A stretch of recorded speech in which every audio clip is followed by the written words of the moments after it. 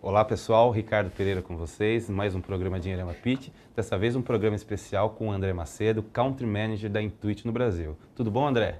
Tudo bom, Ricardo? O André, para quem não conhece, está sempre com o Dinheirama, a gente já fez algumas coisas juntas, você já é uma figurinha carimbada, o André é Country Manager da Intuit no Brasil, vai contar um pouquinho da experiência que ele tem dentro desse lance de empreendedorismo. Tudo bom, André? Conta um pouquinho para a gente, então, para começar. Como é que você acabou caindo dentro da ideia de empreender? Você tem um passado que também dentro da iniciativa privada. O que aconteceu para você virar um empreendedor? Oi, Ricardo. Boa pergunta. Primeiramente, gostaria de te agradecer pela oportunidade. Admiro muito o trabalho do Dinheirama e somos parceiros aí há algum tempo.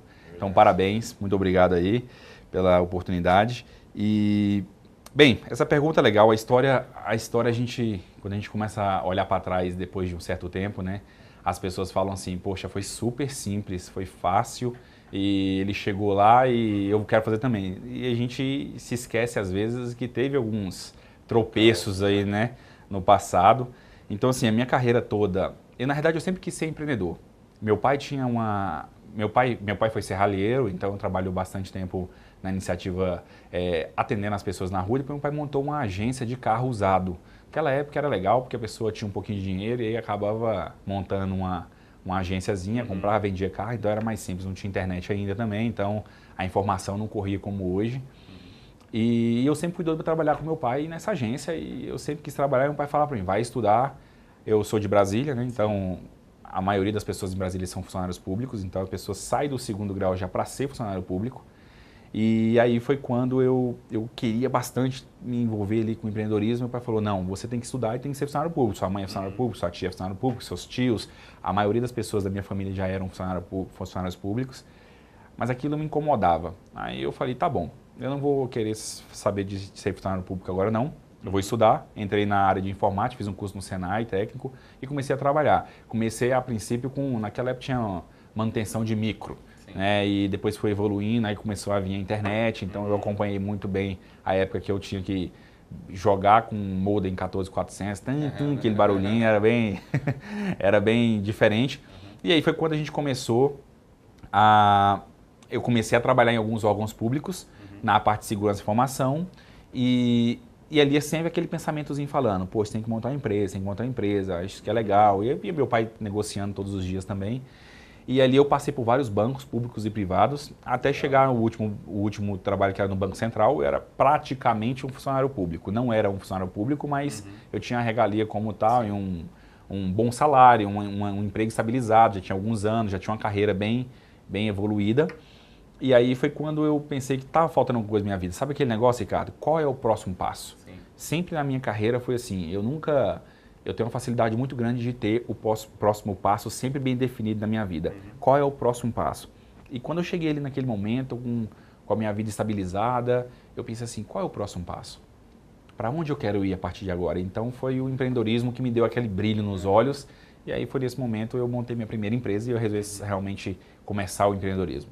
Isso é interessante você falar, porque muita gente que está assistindo a gente agora tem, de repente, uma ideia bacana e não sabe como formalizar essa ideia, quer dizer, sair da base da ideia para partir para a ação, né? Porque muita gente que a gente tem conversado tem falado justamente desse desafio, né? De tornar uma ideia em algo realmente palpável, né? Então acho que seria legal você contar um pouquinho também, provavelmente você chegou no momento que você teve essa ideia bacana, mas você percebeu provavelmente que a ideia não seria o suficiente, né? De repente você encontrou sócios, pessoas que compartilharam do mesmo pensamento, que se complementaram. Como é que foi essa experiência para você? Bem, eu aprendi da pior maneira possível, na prática, e tomando prejuízo e errando. Então, ou seja, eu tinha uma ideia de montar um portal de veículos estilo Webmotos. Na época, a Webmotos ainda não era do Banco Santander. Então, meu pai trabalhava com carro, eu sempre fui apaixonado por carro e toda aquela história, né, e tudo. E eu falei, eu vou criar um negócio de carro. Sim. E eu criei a primeira empresa praticamente sozinho. Foi alguns anos trabalhando no banco e tentando montar a minha empresa. Legal. E não ia para frente, Ricardo. Não vai para frente. A maioria, vocês estão vendo esse vídeo agora, às vezes você pensa assim, poxa, eu tenho uma ideia de negócio e eu vou sair do meu emprego quando essa ideia der certo. Sim. Cara, possivelmente, eu vou dizer uma coisa pra você, raramente essa ideia dá certo. Não vou dizer que é impossível, porque nada é impossível, mas raramente essa ideia dá certo para você sair do seu emprego. Se você não for, você não arriscar, não acreditar na oportunidade que você mesmo criou, o seu cliente pensa da mesma maneira. O negócio é amador, o negócio ainda não está com toda a força que deveria estar. Então eu fiz a mesma coisa. Passei 2, 3, 4 anos tentando desenvolver um portal, gastando dinheiro do meu salário, 13º, férias, tudo que eu tinha de recurso eu gastava nesse portal e o negócio ia para frente até que eu decidi tocar esse negócio. Tá. E quando eu decidi tocar também, eu tinha, também não tinha um sócio trabalhando comigo nesse momento, eu tinha um sócio investidor, mas ele não trabalhava no negócio, ele colocou um pouquinho de dinheiro no começo e acabou que eu era sozinho. Então, ou seja, novamente, a empresa não deu certo. Então, também é parte do sucesso o insucesso. Sim. Você aprende muito com seus erros para ter sucesso uma única vez. Então, aprendi dessa forma. Aprendi realmente da forma mais pesada. Da forma mais pesada, né? Legal.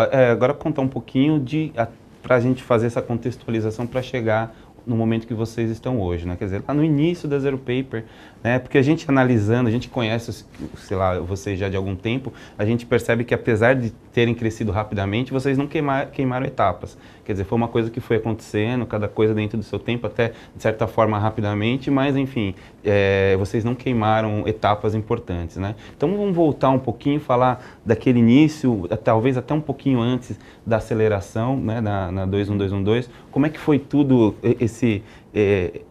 vamos dizer assim, esse nascimento da Zero Paper? O que você pode contar para a gente sobre isso? O legal que, assim, essa pergunta também é super interessante porque nós fomos aprendendo, eu fui aprendendo com os erros, eu tinha uma necessidade, eu sabia que faltava algo nas minhas empresas, na Carro Livre, por exemplo, que era a falta de um sócio, alguém para me ajudar, porque você tem funcionários e você tenta contratar os melhores funcionários possíveis, mas tem funções de um sócio que o sócio tem aquela paixão, aquele comprometimento, trabalha mais do que o normal, mais do que as horas, ou seja, ele também tem vontade de fazer um negócio ir para frente e faltava isso na companhia. Então eu sempre tive essa vontade.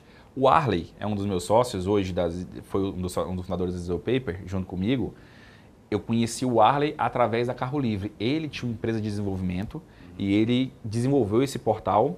E aí, assim, o comprometimento do Arley era tão grande que um dia eu falei para ele, poxa, se um dia eu fizer uma outra empresa, você vai ser meu sócio. Então o Arley foi ali, durante alguns anos ele desenvolvendo o portal e a gente trabalhando junto e eu gostei demais, eu vi o tanto que ele era comprometido.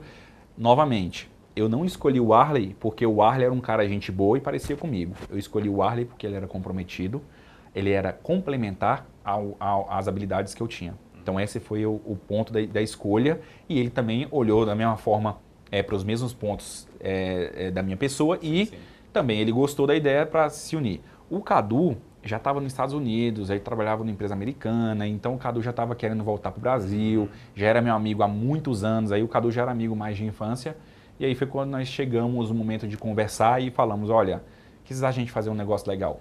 Cadu já tinha desenvolvido ferramenta de sistema de pagamento, Arley já desenvolvido ferramenta de home banking, e ambos trabalhavam em bancos, em empresas financeiras. Eu trabalhava em banco praticamente minha carreira toda. Então, nós pensamos, poxa, qual a oportunidade que nós temos no mercado hoje?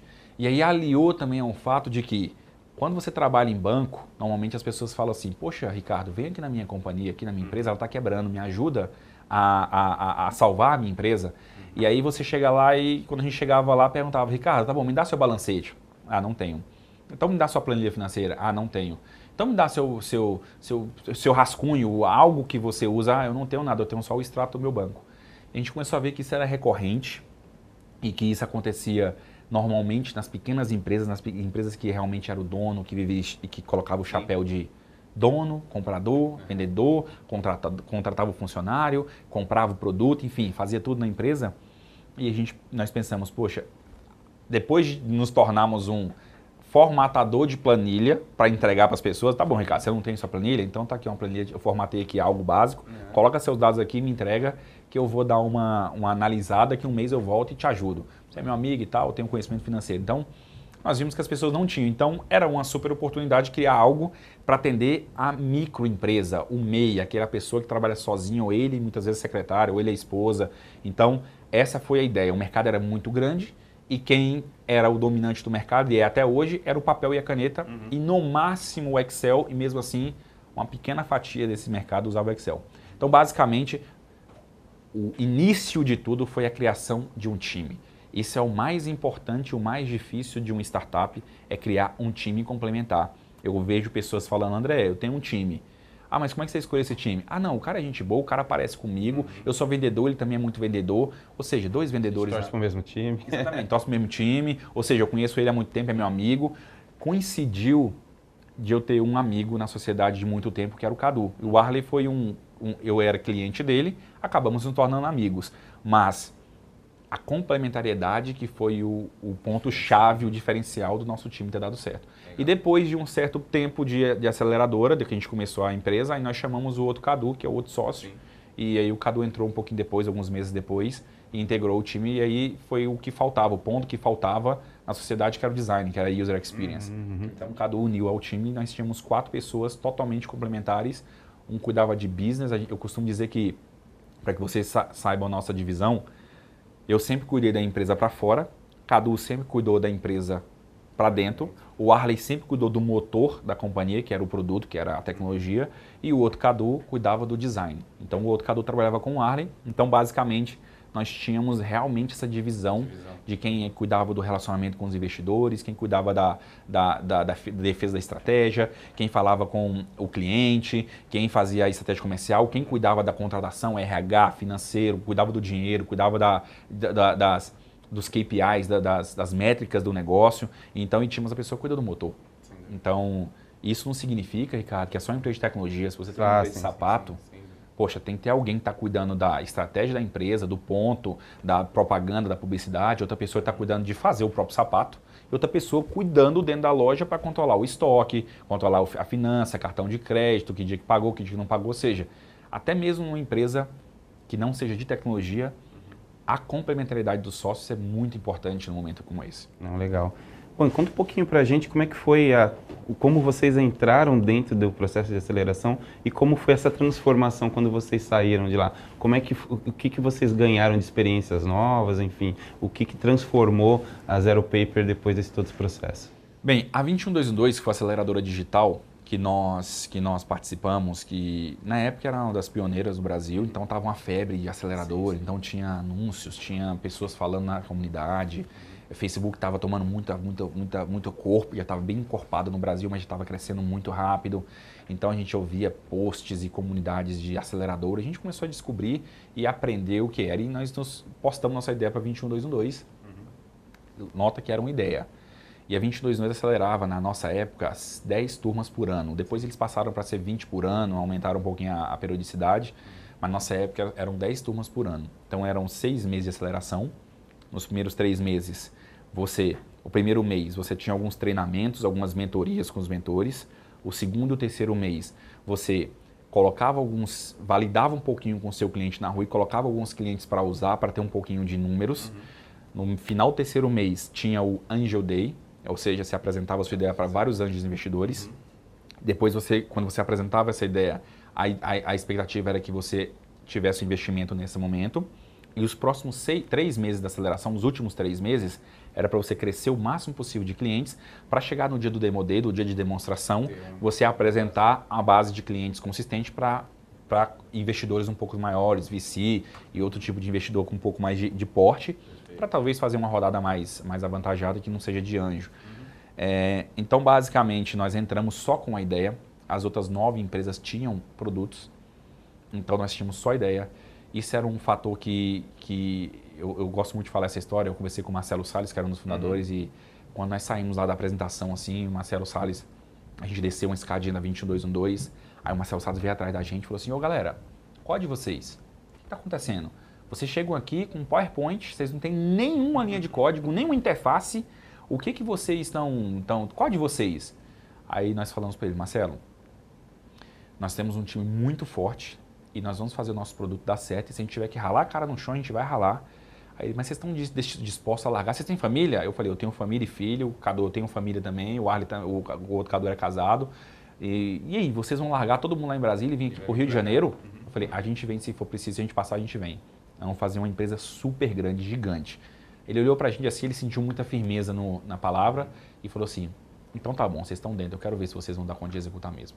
Nós somos a única empresa até hoje, da aceleradora, da 222, que entramos só com o PowerPoint. Todo mundo tinha um protótipo, todo mundo tinha um projeto, todo mundo tinha um site, algo já estava assim, já estava tendo um pouco de insight, mas nós entramos com o PowerPoint.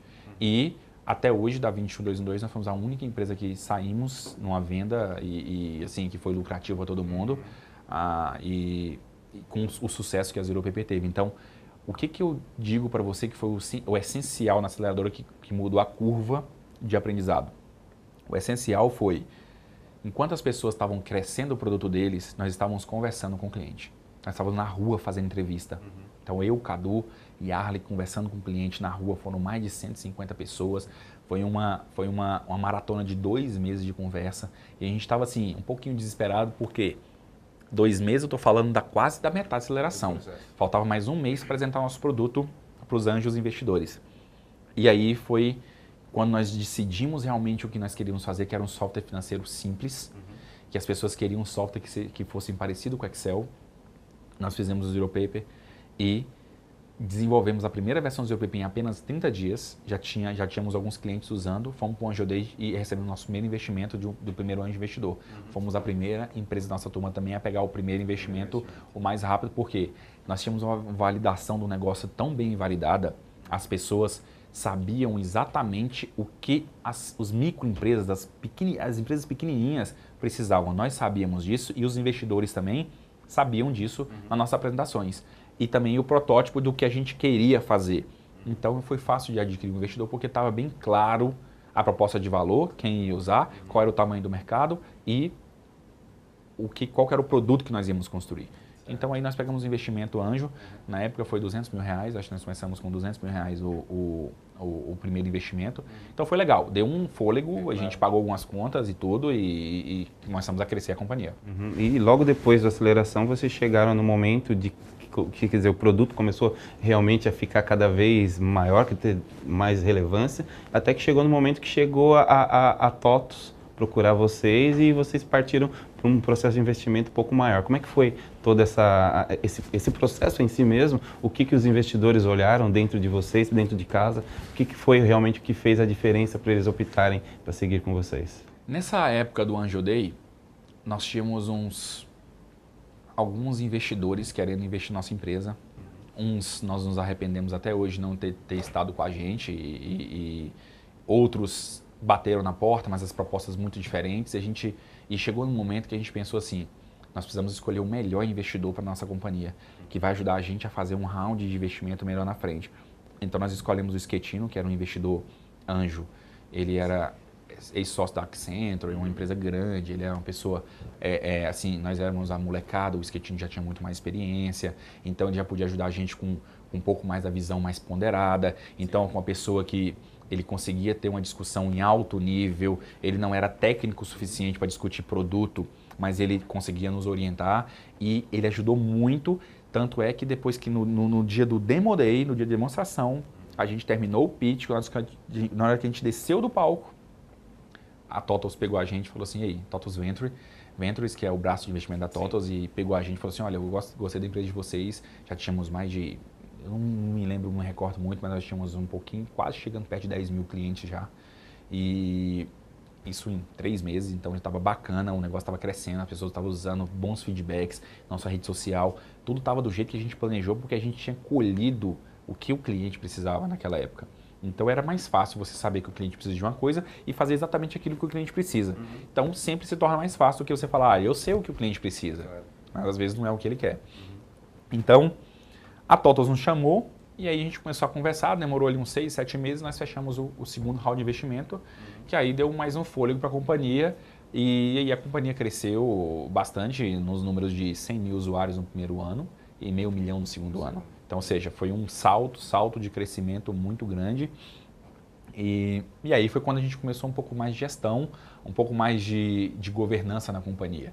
Aí nós já tínhamos assembleia de acionistas, já tínhamos um conselho de administração, já tínhamos que reportar todos os dias, a TOTVS já era uma empresa de capital aberto, então o tipo do reporte já era um pouquinho diferenciado, nós já tínhamos um controle financeiro da companhia bem ajustado, porque é uma empresa de capital aberto, tem que ter essas coisas. Então, a TOTVS nos cobrava padrões que eles tinham que reportar, então a gente já estava... E isso é um ponto importante, tá, Ricardo? Eu queria frisar. Você sustentar a governança, você sustentar esse corporativismo, muitas vezes a startup morre, porque não dá conta. Porque você tem que trabalhar, tem que fazer o negócio crescer, e muitas vezes tem que estar fazendo reporte, tem que estar participando de reunião. E a gente conseguiu suportar isso. E nisso nossa empresa cresceu robusta. Foi quando a Intuit olhou para a nossa empresa, viu que era uma das startups que mais crescia no Brasil. A Intuit olhou para a nossa companhia e falou, poxa, essa companhia, começamos algumas conversas, eles começaram a ver como a gente controlava as coisas, como eram nossas métricas. Vocês sentiam que, eu não sei se muito dos investidores, quer dizer, a pessoa tem ideia, do investidor não, do empreendedor, ele já tem, no primeiro momento da ideia, de chegar num determinado momento, vender, enfim, e a partir daí ou tocar a vida, ou continuar na empresa, enfim. Vocês tinham essa mentalidade, quer dizer, vocês tinham essa percepção de que mais cedo ou mais tarde ia acabar acontecendo isso? Vocês conseguiam pressentir isso? Nós sabíamos que um dia, nossos investidores, como a 21212, o Schettino e a TOTVS, elas iriam querer realizar o lucro delas. Obviamente que ou seria numa rodada de investimento, ou nós iríamos vender a companhia, ou então nós iríamos recomprar a parte deles com o lucro deles. Mas nós sabíamos que nós tínhamos entrado num caminho sem volta. Uma vez que você opta por pegar um investimento, você pode saber que aquele investidor que colocou o dinheiro na sua companhia, ele quer tirar o retorno dele. Seja 10 vezes mais, seja 5 vezes mais, mas ele quer tirar o retorno. Então, de um jeito ou de outro, você vai ter que gerar esse retorno. Nós sabíamos que nós teríamos que fazer isso. Mas também nós criamos a companhia pensando em ter uma companhia sólida no futuro, com faturamento muito grande, ser o líder do Brasil e até mesmo da América Latina. Esse era o nosso anseio naquela época. Então, nunca pensamos em vender a companhia, mas também sabíamos que esse era um dos modelos para gerar lucro para os nossos investidores. Agora, não fizemos o produto para vender, fizemos um produto para atender o mercado e crescer. E automaticamente, eu não coloquei a venda como uma meta. A venda foi uma consequência. Eu coloquei a fazer com que o cliente ficasse satisfeito, sabe, você agradar o cliente, você botar um produto legal no mercado, você mudar a trajetória de uma companhia que muitas vezes está falindo e começa a organizar suas finanças e começa a crescer e ver onde está o buraco.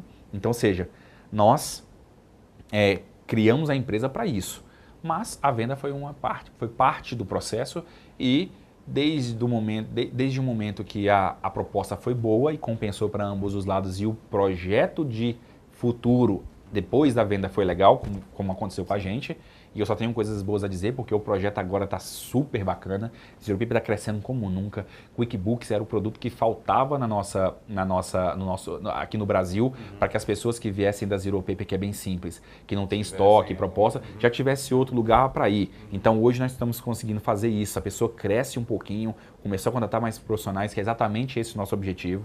Olha, você tem um vale, os 2 anos de vida, você pode morrer. Mas se você passar dali com um pouco de gestão, sua empresa já vai começar a caminhar para olhar para o topo. Então ali você já precisa de um software de gestão mais profissional, com mais funcionalidades, que é o QuickBooks hoje. Então hoje nós temos essas duas soluções funcionando juntas, plugadas, a pessoa começa aqui pequenininho e já vai para outra solução. Então fez todo sentido para a gente e além do que a venda foi bacana para todos os lados, todos os investidores, então fez todo sentido. Legal. E conta um pouquinho então para a gente como é que foi esse processo.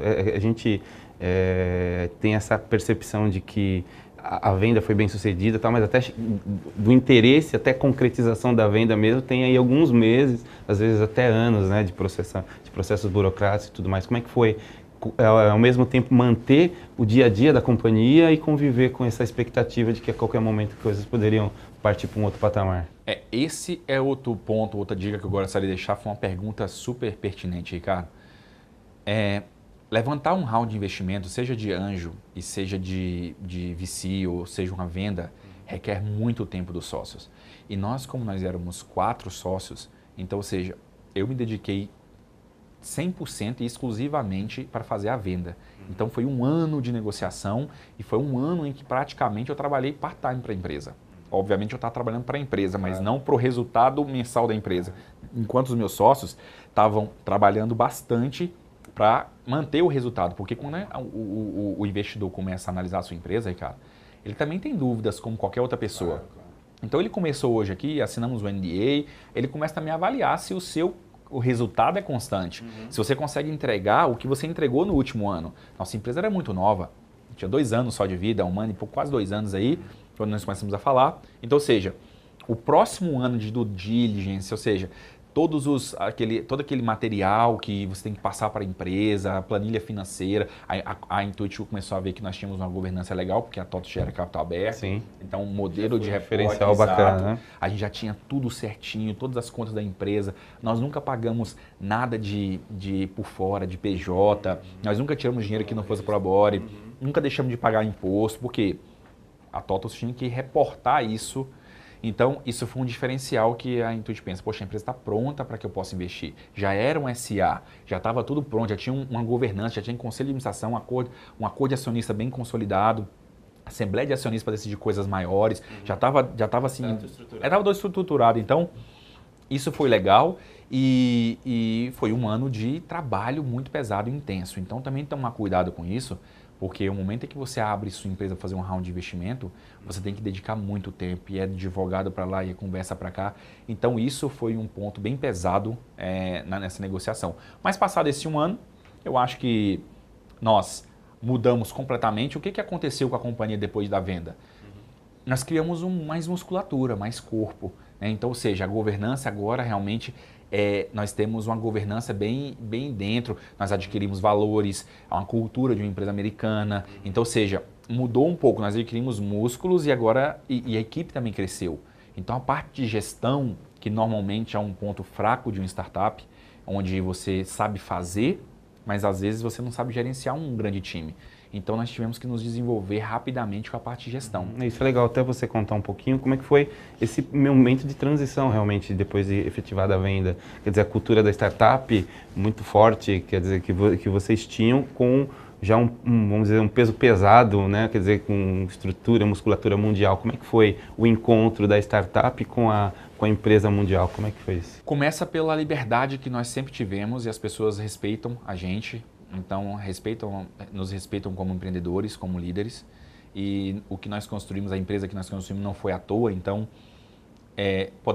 pudemos manter todos os nossos funcionários. A maioria deles foram mantidos, os que quiseram mudar para São Paulo, então trouxemos todos. Então, o pessoal respeitou a companhia respeitou esse ponto. Seria mais fácil, imagina trocar tudo. Então, ou seja, começamos de um time, continuamos com um time pequeno.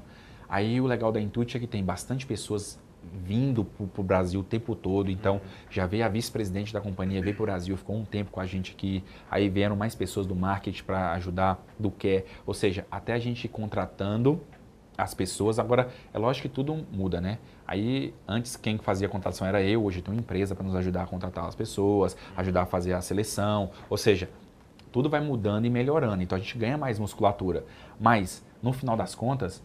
eles sempre nos respeitaram nossas ideias, tanto é que o Zero Paper está aqui até hoje e vai estar por muito tempo e nós estamos crescendo os 2 produtos de forma muito acelerada. E isso é legal. Então, na medida que a companhia vem, respeita a forma que você pensava porque estava dando certo. Então, ela entende que, se estava dando certo, eu quero aproveitar o que estava dando certo. Então, não temos muitos choques de gestão. E hoje eu sou o líder da operação no Brasil, meu sócio continua com funções vitais, um cuida do produto, o outro cuida de finanças. Então, ou seja, estamos nas mesmas posições que estávamos na Zero Paper e isso foi essencial. Então, mudou. Temos um toque de gestão muito mais profissional? Temos. Temos mais musculatura? Temos. Mais dinheiro? Temos. Agora nós temos muito mais ajuda também. Tem uma empresa grande que nos ajuda praticamente sempre que eu preciso.